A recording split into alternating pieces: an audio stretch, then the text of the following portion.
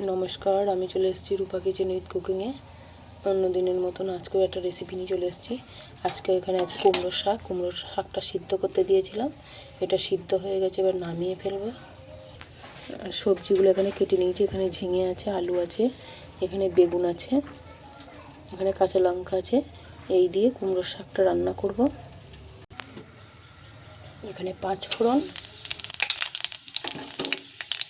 কাঁচা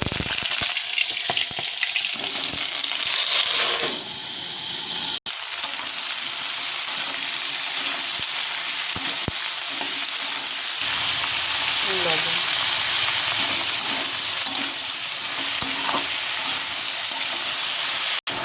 এই যে জল বার হয়ে গিয়েছে ঝিঙে বেগুন দিয়ে আলু দিয়ে। এবার একে একে মশলাগুলো দেবো। একটা জিরে গুঁড়ো, লঙ্কার গুঁড়ো, হলুদ গুঁড়ো, চিনি দিচ্ছি কিছুটা, কুমড়োর শাকটা দিয়ে দিচ্ছি।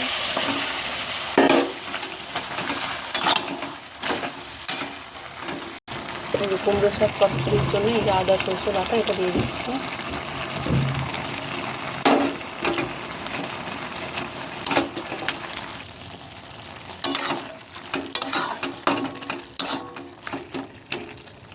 একদম গলে গেছে, কুমড়োর শাক চচ্চড়িটা হয়ে গেছে। এবার এটা নামিয়ে ফেলবো।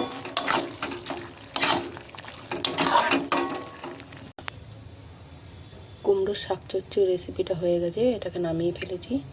অবশ্যই ভিডিওটা কেমন হয়েছে অবশ্যই প্রথম থেকে শেষ পর্যন্ত দেখবেন। ভালো লাগলে একটা লাইক করবেন।